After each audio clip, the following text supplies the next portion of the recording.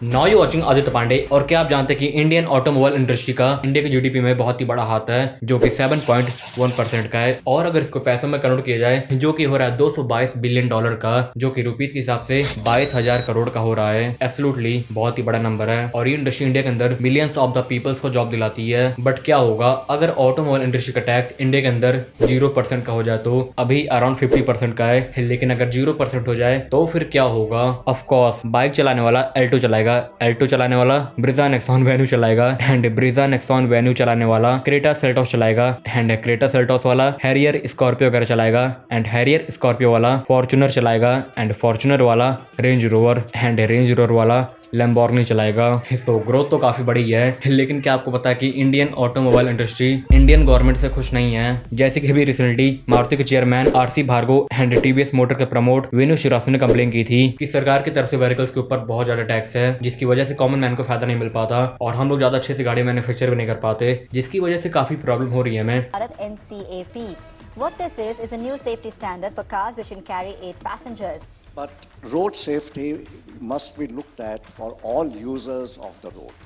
इनका कहना काफी हद तक सही है। हमारी गवर्नमेंट इतना ज्यादा टैक्स लेती है और ऊपर से सेफ्टी रूल्स इतनी स्ट्रिक्ट है हमारे यहाँ, सो बेचारी कंपनियां क्या करें? सुसाइड। बट क्या ये पॉसिबल है कि ऑटोमोबाइल इंडस्ट्री पर टैक्स 0% हो जाए? और अगर पॉसिबल है तो उसके क्या फायदे और क्या नुकसान हो सकते हैं हमें?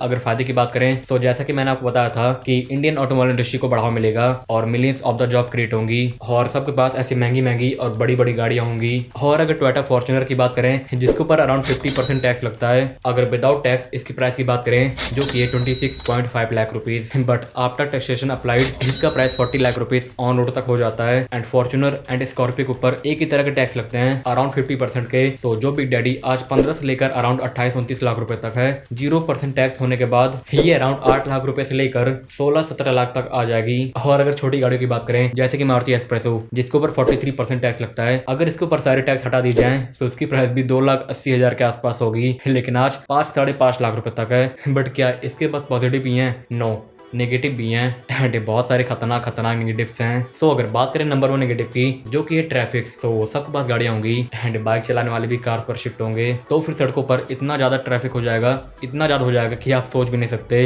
इतना भयंकर ट्रैफिक हर जगह, हर गली, हर मोहल्ला। और आपको गाड़ी लेने का कोई मतलब भी नहीं होगा, क्योंकि आप गाड़ी क्यों लेते हो? अपनी मंजिल पर पहुंचने के लिए। बट अगर इतना ट्रैफिक होगा तो कहीं नहीं पहुंच पाओगे, क्योंकि अगर 1999 से लेकर 2005 तक का रिकॉर्ड देखा जाए, तब max traffic speed around 18 kilometre per hour की होती थी, लेकिन 2005 के बाद ये 8 किलोमीटर हो चुका है। और सोचो 2005 के बाद 8 किलोमीटर हुआ है, और अगर सारे टैक्स हट जाएंगे, सबके पास गाड़ियां होंगी, सो ये कितना हो जाएगा? अराउंड 1 या 2 किलोमीटर, यानी कि आपकी गाड़ी 1 या फिर 2 किलोमीटर की स्पीड से चलेगी। सो आप मान सकते हो कि नॉर्थ मुंबई से लेकर साउथ मुंबई तक जाने में आपको 2 घंटे लग जाते हैं, और वहाँ का डिस्टेंस अराउंड 36 किलोमीटर के आसपास है। और जब ये स्पीड 1-2 किलोमीटर की हो जाएगी, सो 2 की जगह 8 से 10 घंटे लगने वाले हैं आपको। 36 किलोमीटर 8 से 10 घंटे सुनने में इतना खतरनाक लग रहा है, सो होगा तो फिर कैसा होगा?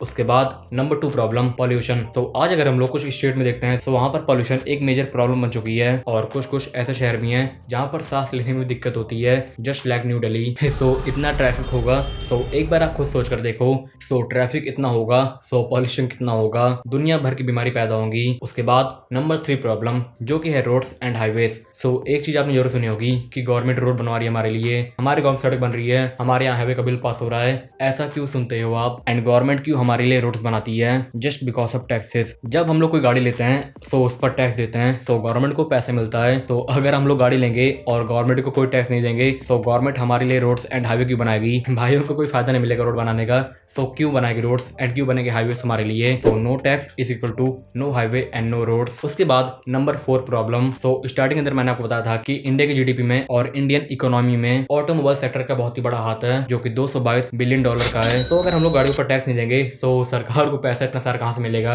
और हमारे यहाँ विकास कैसे होगा? हमारी भी इकोनॉमी पाकिस्तान की तरह ऐसे आ जाएगी, बट हम लोग ऐसे नहीं चाहते। हमारी इकोनॉमी ऐसी जानी चाहिए, जिसके लिए टैक्स जरूरी है। सो भाई साहब, फायदा तो बहुत है, लेकिन नुकसान उससे कहीं ज्यादा है। सो आई थिंक जो चल रहा है चलने दो, कोई दिक्कत है नहीं, क्यों छेड़छाड़ करें। बट हाँ, अगर गाड़ी को प्राइस कम करना ही है, सो प्लास्टिक, रबड़, स्टील के प्राइस कम हो जाएं, सो अपने आप गाड़ी के प्राइस कम हो जाएंगे, और काफी हद तक कम हो जाएंगे। और ऐसा कोई नहीं कह रहा है कि टैक्स 0% हो जाए, कुछ हद तक कम हो जाए, 5-6%, तभी भी बहुत सही हो जाएगा। एंड वेल गाइस, वीडियो जैसी भी लगी हो कमेंट के अंदर जरूर बताना। और भाई ऐसी वीडियो आपको पूरी यूट्यूब पर कहीं नहीं मिलेगी और इस तरह की वीडियो बनाने में काफी ज्यादा रिसर्च, काफी ज्यादा मेहनत लगती है। सो प्लीज लाइक कीजिए, सब्सक्राइब कीजिए और कॉमेंट कर ही दीजिए।